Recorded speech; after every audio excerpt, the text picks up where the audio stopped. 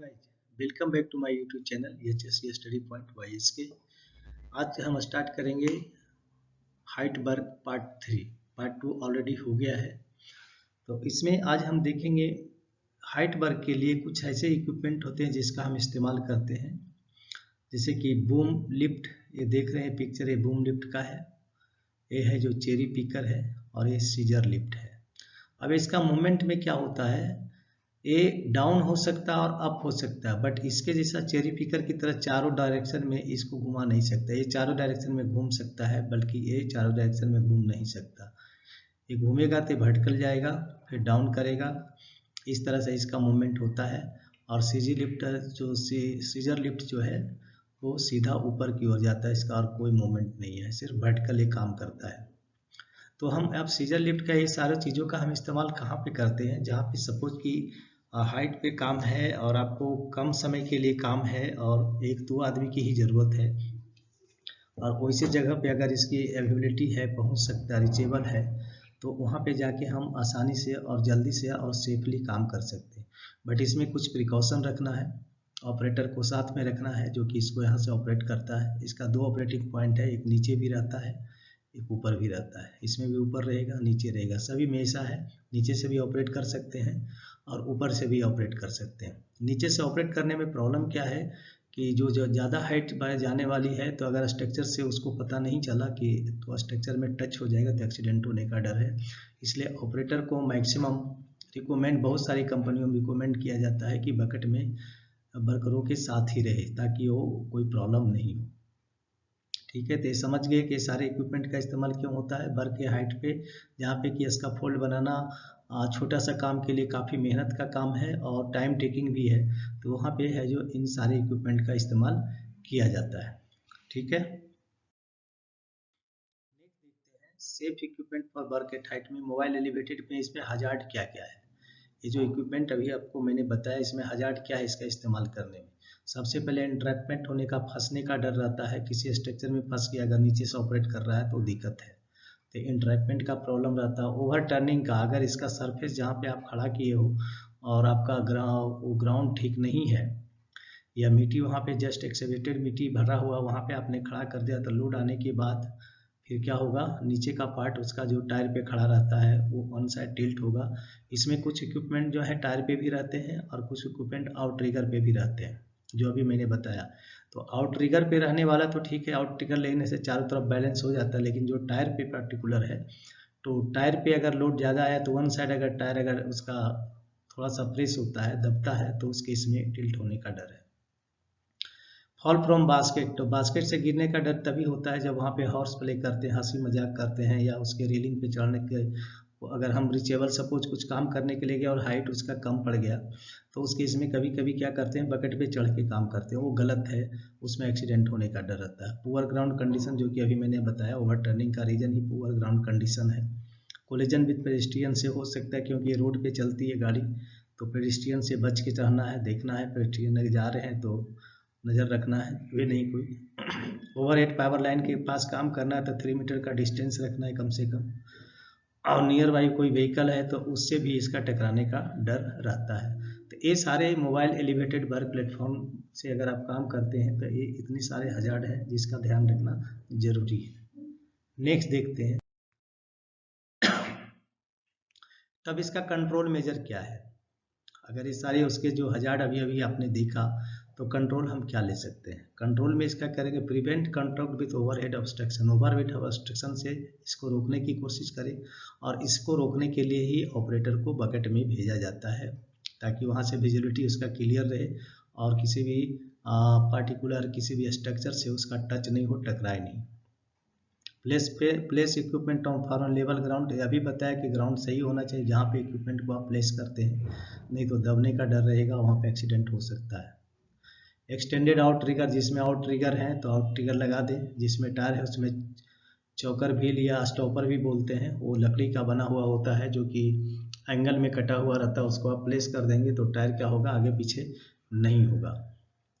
Guarded work platform, platform इसका तो guarded रहता ही है ऑलरेडी, इसका ऑलरेडी मैन्युफैक्चर का तो गार्डेड रहता है, बट कभी कभी इसको क्या करते हैं, कुछ लोग चेंज करने की कोशिश करते हैं, तो वहाँ पे प्रॉब्लम है। गार्ड होना चाहिए, secure with suitable anchoring point. तो इसमें सिक्योरिंग का मतलब हुआ कि जो हार्नेस आप पहन रहे हो बकेट में जा रहे हैं तो उसको रेलिंग के साथ इस बकेट में तो जो मोबाइल एलिवेटेड वर्क प्लेटफॉर्म में तो दूसरा कोई उपाय नहीं होता है, तो यहाँ पे आपको रेलिंग के साथ ही एंकर है जो हार्नेस का करना पड़ेगा। Barrier the area around the platform, platform के चारों तरफ एरिया बैरियर मतलब जो कि वो गार्ड रेल रहते हैं ना वो बैरियर ही है, तो गार्ड रेल होना चाहिए। विदाउट गार्ड रेल का प्लेटफॉर्म पे काम नहीं करना है। And follow safe load capacity, और उसकी कैपेसिटी क्या है कुछ बकेट का आदमी को कैरी करने का, तो ध्यान रखना है 2 से 3 आदमी का रहता है, किसी किसी में 4 का भी रहता है, तो उस पर ऑलरेडी लिखा होना चाहिए कि कितने आदमी को कैरी कर सकता है केजी में, तो उसके हिसाब से आदमी को वहाँ पे भेजा जाता है। तो आप आई थिंक कंट्रोल मेजर आप समझ गए होंगे। नेक्स्ट अब हम वर्किंग एट हाइट में स्कैफोल्ड जो आते हैं, बट ये स्कैफोल्ड का पार्ट पूरा हम इसमें नहीं कवर करेंगे। स्कैफोल्ड का पार्ट एक बहुत बड़ा पार्ट है जो कि उसमें भी 3-4 पार्ट बनाएंगे तब क्लियर होगा। अभी तो जस्ट सिर्फ दिखा रहे हैं कि वर्किंग एट हाइट पे काम करने के लिए इस तरह का है जो स्कैफोल्ड का भी स्कैफोल्ड बनाना पड़ता है काम करने के। और स्कैफोल्ड वहाँ बनाते हैं जहाँ लंबे समय तक काम करना है, 1 महीना 2 महीना 15 दिन 10 दिन इस तरह का अगर काम करने हैं तो वहाँ पे इस तरह का प्लेटफॉर्म बनाना होता है। और स्पैन काफ़ी लंबा लिया जाता है ताकि वहाँ पे बिल्डिंग वगैरह भी आप पाइप का कर सके, स्ट्रक्चर का कर सके, तो इसके लिए इसका फोल्ड वहाँ पे बनाया जाता है। नेक्स्ट देखिए, अभी देखिए यहाँ पे कुछ प्लेटफॉर्म दिखाने की कोशिश कर रहे हैं, इसमें हजार देखिए, ये किसी भी एंगल से प्रॉपर इसका फोल्ड नहीं दिख रहा है कि यहाँ जुटा हुआ है, एच फ्रेम का इसका फोल्ड है, देखिए कहीं से भी किसी का कोई कनेक्शन नहीं है। यहाँ पे देखो आप किस तरह से यहाँ पे लगाया है। इस तरह का अरेंजमेंट मेकशिफ्ट अरेंजमेंट नहीं करने हैं, नहीं तो एक्सीडेंट पक्का होने वाली है। तो ये सब चीज़ें नहीं करनी चाहिए, ठीक है। तो इसमें क्या क्या प्रॉब्लम है, डिजाइन का नाम का तो कोई चीज़ ही नहीं है इसमें, डिजाइन की तो बात ही छोड़ दो आप, इनएडिक्वेट डिजाइन डिजाइन है ही नहीं, जैसे तैसे रख के बना दिया है। इस तरह का इसका फोल्ड है जो एक्सीडेंट का कारण बन सकता है।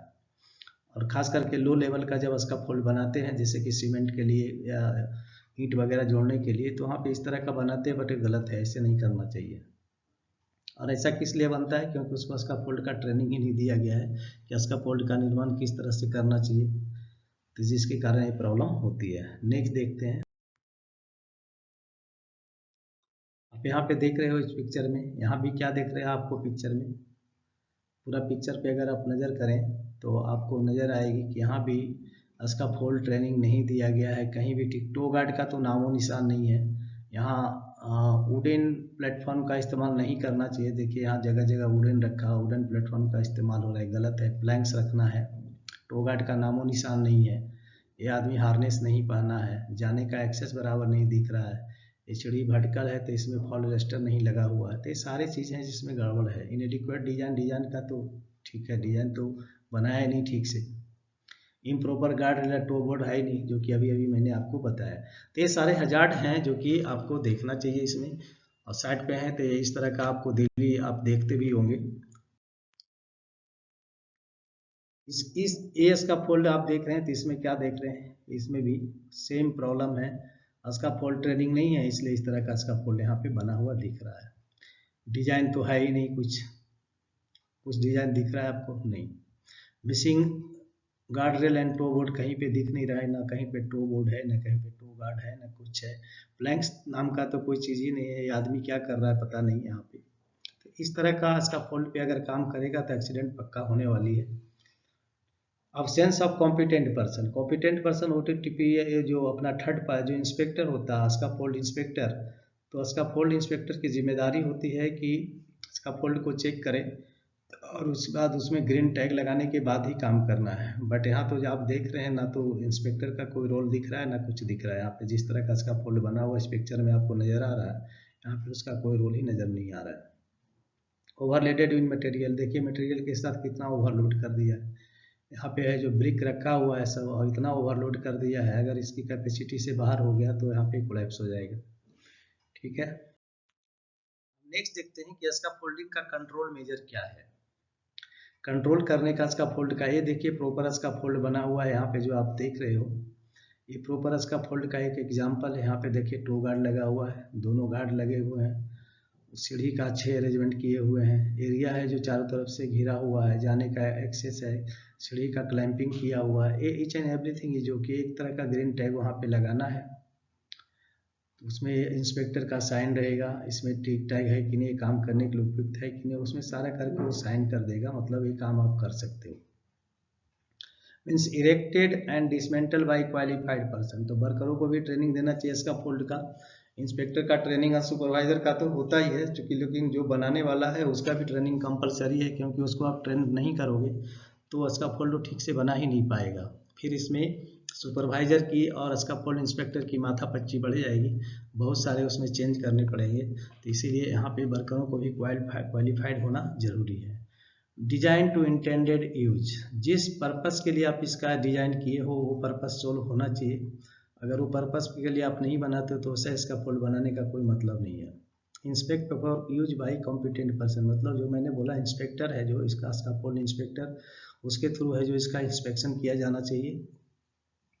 Erected as per design instruction, जो डिजाइन दिया गया है उसके अनुसार करना है, या इसका फोल्ड का जो प्लान किया गया है उसके आधार पे ही बनाना है। और जहाँ पे ट्रेंड वर्कर लोग रखते हैं तो उनको पहले इंस्ट्रक्शन दिया जाता है, इसका फोल्ड प्लानिंग भी बताया जाता है कि किस तरह से बनाना है और कितने हाइट तक लेके जाने हैं, कितना स्पैन चाहिए, वो सारी चीज़ें उसको बता दिया जाता है, उसके आधार पे वो उसको बनाता है। इसका fold tag is sign by authorize person, जो कि टीपीओ जो मैं बोला थर्ड जो इंस्पेक्टर होता है उसके थ्रू करना है, साइन करेगा उसको और डिस्प्ले कर देगा। तो ये इसका फोल्ड का मोटा मोटी मैंने छोटा सा आपको बताया, बाकी इसका फोल्ड का उसका जो कंपोनेंट पार्ट है और क्या क्या है, कहाँ कितने लगाना चाहिए, कौन सा क्लास का लगाना चाहिए, वो हम इसका फोल्ड के जब अलग से मैं जब वीडियो बनाऊंगा तो उसमें कवर करूंगा। अब गार्ड रेल कहाँ कहाँ लगाना चाहिए। गार्ड रेल देखिए, कहीं भी ओपन अगर एज ऑफ द रूफ, किसी रूफ पे काम कर रहे हैं तो उसके एज पे गार्ड रेल लगाना जरूरी है, नहीं तो वहाँ से गिरने की संभावना बनी रहती है। एज ऑफ स्काफोल्ड के एज पे जो स्काफोल्ड प्लेटफॉर्म बनाते हैं तो चारों तरफ से गार्ड लगाना चाहिए। Guard in the sense railing, mid rail, top rail and toe board. Edge of work platform walkway पे लगा सकते हो, वर्क प्लेटफॉर्म के एज पे, या बाकवे कहीं पे सपोज किसी पर्टिकुलर एक्सेवेटेड पार्ट से आपको क्रॉस करना, वहाँ पे बाकवे लगा दिया गया है, तो बाकवे सिर्फ प्लैंक लगाने से नहीं होगा, दोनों तरफ से गार्ड भी करना पड़ेगा, नहीं टॉप रेल मिड रेल भी लगाना होगा, टो गार्ड भी लगाना होगा, ताकि जो नीचे काम कर रहे हैं उनको डिस्टर्बेंस नहीं हो और जो इस पे क्रॉस कर रहे हैं उनको गिरने का डर नहीं हो। ठीक है।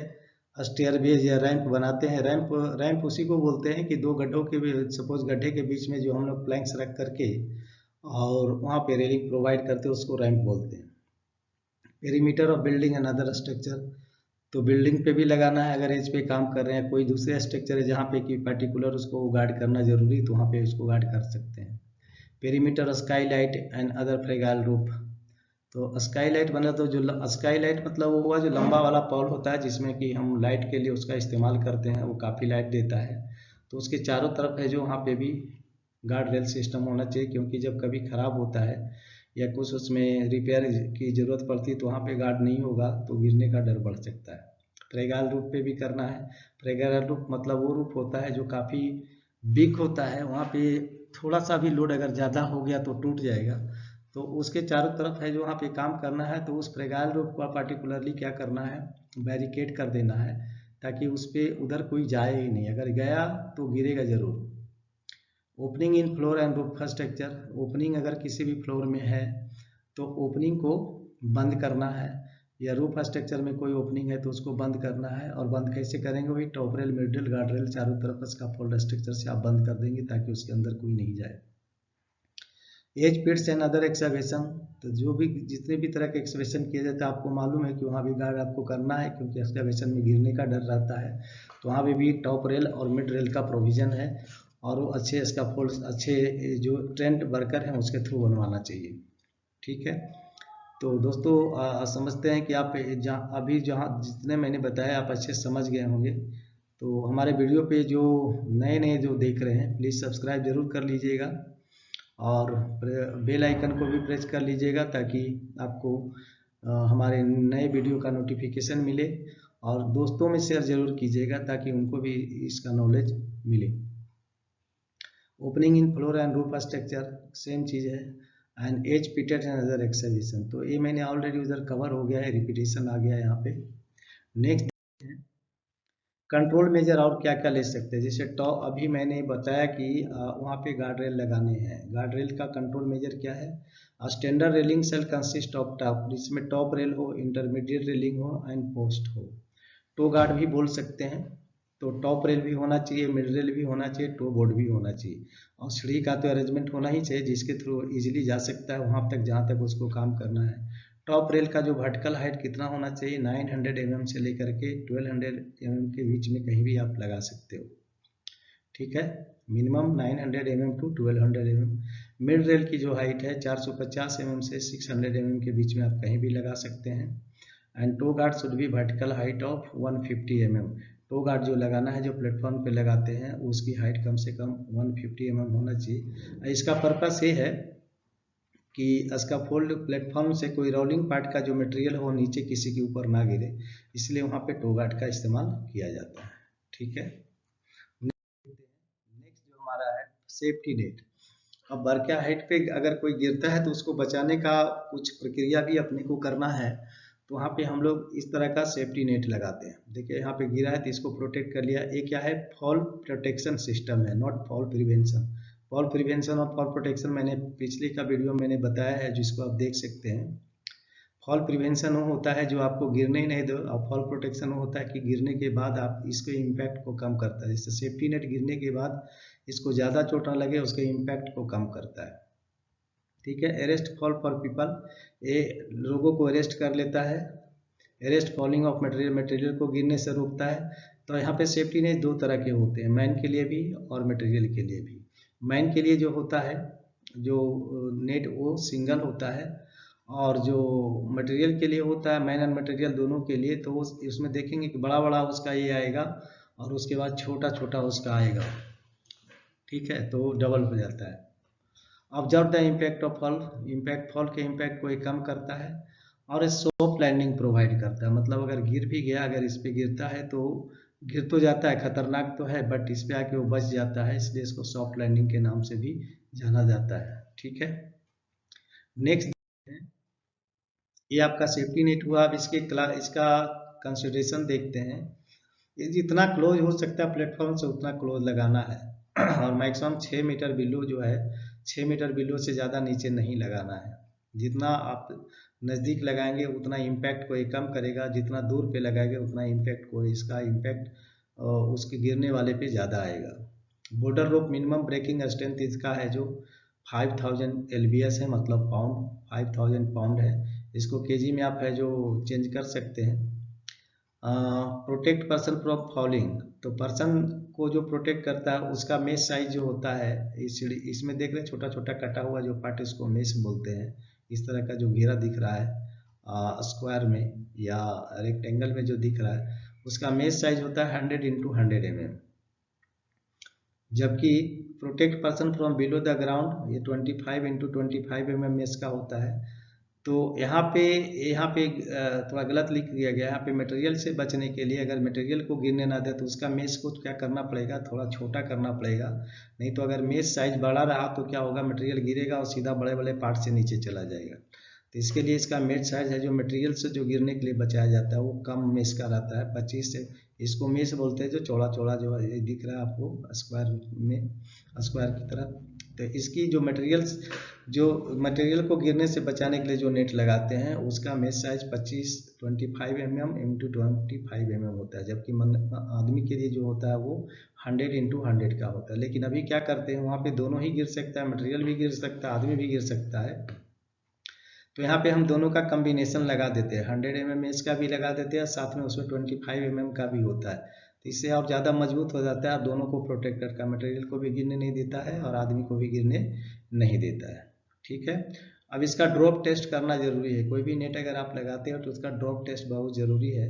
और ड्रॉप टेस्ट में क्या करना होता है कि नेट को कहीं बांधना होता है और वहाँ पे उसको, वहाँ से क्या हो, 400 पाउंड का बैग उसके ऊपर गिराया जाता है। अगर वो सही सलामत है इसका मतलब वो टेस्ट में पास हो गया और उसका इस्तेमाल आप कर सकते हो। अगर टूट गया तो इसका मतलब वो नेट सही नहीं है और उसको आपको फिर से मैन्युफैक्चर से चेंज करना पड़ेगा। तो आई थिंक यहाँ तक आप समझ गए होंगे। अभी जो नेक्स्ट पार्ट हमारा जो है वो बोर्ड पार्ट नंबर 4 में आएगा। तो तब के लिए ओके, थैंक यू।